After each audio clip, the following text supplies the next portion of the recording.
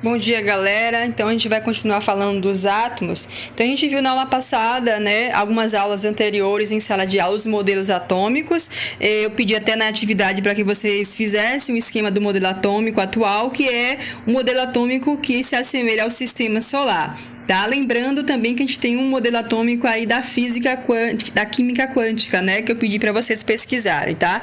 Mas falando do modelo do sistema solar, que é a contribuição de Rutherford e Bohr principalmente, a gente tem uma região central do núcleo com prótons e elétrons, e ao redor a gente tem a eletrosfera, onde estão os elétrons, tá? Hoje a gente vai saber como é que esses elétrons eles estão distribuídos nessa eletrosfera, tá? Então, o que foi que Bohr falou? Bohr falou das camadas, né? Que os elétrons, na eletrosfera apresenta, os elétrons, eles são divididos em níveis de energia ou camadas eletrônicas, tá? Então, na verdade, a distribuição eletrônica é o endereço do átomo, tá?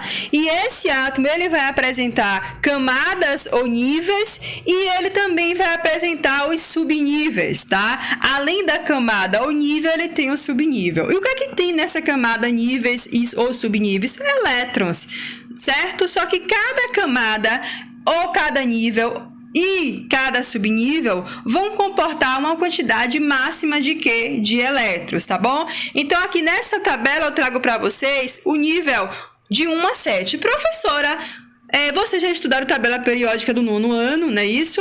Ou eu já falei em algum momento? De 1 a 7 é o quê? O nível. Nível 1, 2, 3, 4, 5, 6, 7. Que coincide também, se eu pegar a tabela periódica, com os períodos, que também são 7 períodos, que são as linhas. Olha que sacada legal. E as camadas, que são níveis ou camadas, a gente usa letrinhas para representar as camadas. K, L, M, N, O, P e Q. E cada camada vai suportar o número máximo de quê, gente? De elétrons. Exemplo, a camada 1, o nível 1 ou camada K cabe 2 elétrons. O nível 3 ou camada M cabe 18 elétrons, tá? Então, cada camada ou nível cabe o número máximo de elétrons que está aí representado como número máximo de elétrons, tá bom, gente? Além dessa contribuição de Bohr, né? A gente tem outro cientista falando sobre os subníveis de energia. Os elétrons podem ter energia variável dependendo do orbital descrito, tá? Então, esses subníveis seriam os orbitais que esses elétrons iriam estar. Então, a camada tem escrito aí camada, mas é o quê? Subnível. São 4 subníveis.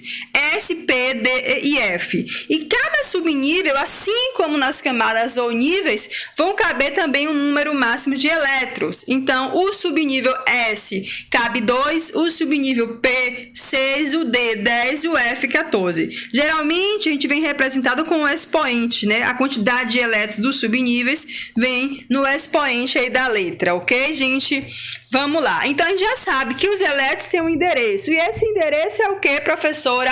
Os níveis ou camadas e os subníveis, no quais comportam uma quantidade máxima de elétrons, tá? E para a gente distribuir hoje, a distribuição eletrônica que a gente vai aprender hoje, vai usar um diagrama, o diagrama de Linus Pauling, que faz o quê? Que agrupa os elétrons de acordo com a energia crescente, certo? Então, esse aqui é o diagrama de Linus Pauling. Observe que ele tem os níveis, os subníveis e a quantidade de elétron aí de cada subnível. E essas setas indicam o sentido da energia crescente, tá? Então, cada setinha dessa vermelha inicia o sentido da energia crescente. Então, como é que a energia cresce?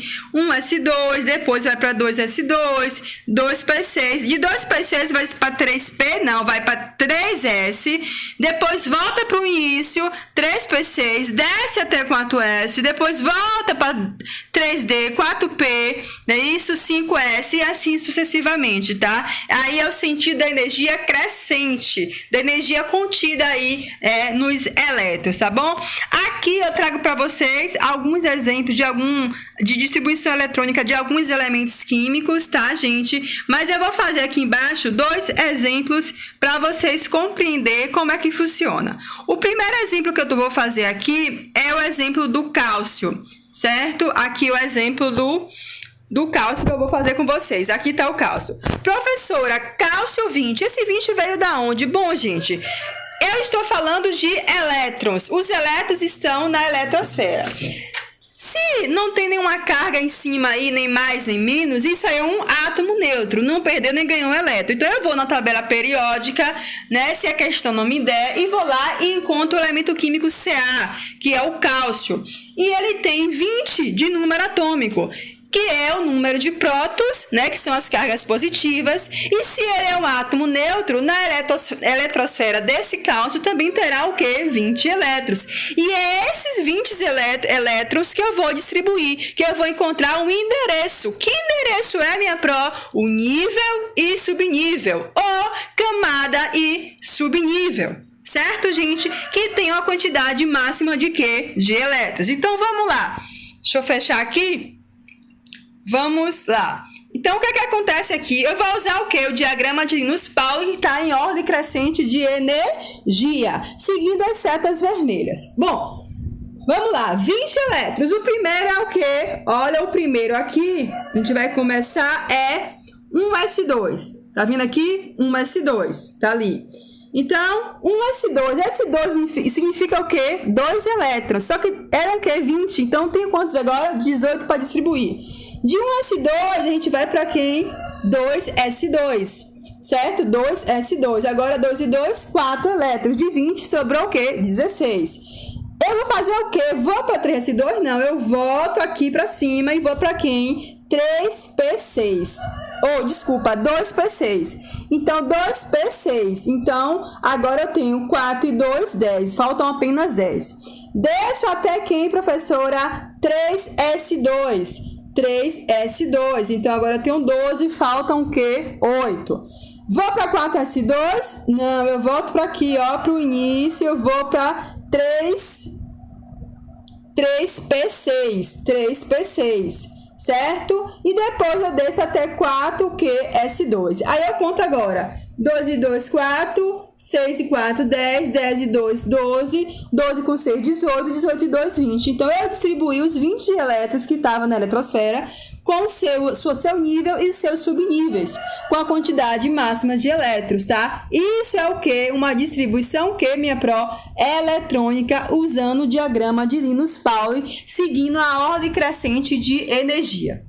O outro exemplo aqui é esse faltou aqui, tinha um menos 2 na frente aqui, tá, gente? Então, é ó, menos 2, que tá igual a 10 aqui. O que quer dizer? Isso aqui não é mais um átomo neutro, porque apareceu uma carga, apesar de não estar com menos aí, mas eu sei que é menos 2, porque foi o exemplo que eu coloquei. Então, isso é O menos 2. Esse menos 2 significa o quê? Que ele não é mais um átomo neutro. Ele não tem mais a mesma quantidade de prótons e de elétrons, tá? Ele ganhou 2 elétrons. Toda vez que tem menos, quer dizer que ganhou 2 o quê? Elétrons. Então, se o número de elétrons antes, quando ele era um átomo neutro do oxigênio, era 8, como é que eu sei que era 8? Eu olhei na tabela periódica. E eu ganhei 2 elétrons. Qual é o novo número de elétrons dele? 10. Então, agora eu vou distribuir esses 10 elétrons usando o diagrama de Linus-Pauling para saber o endereço desse elétron. O endereço é o quê? O nível, a camada e o subnível. Então, vamos lá. 10 elétrons. A primeira é o quê? O primeiro que a gente vai usar... Deixa eu fechar aqui. É aqui. Vamos usar o diagrama, não é isso? Vamos lá. Então, a gente tem... O primeiro é o quê, minha pró? 1S2, certo? Então, já tenho 2. De 10, já tenho 2 e não sobrou 8. Vou para onde? 2S2. Já tenho 4. Vou para 3S2, né? Eu volto para o início, vou para quem?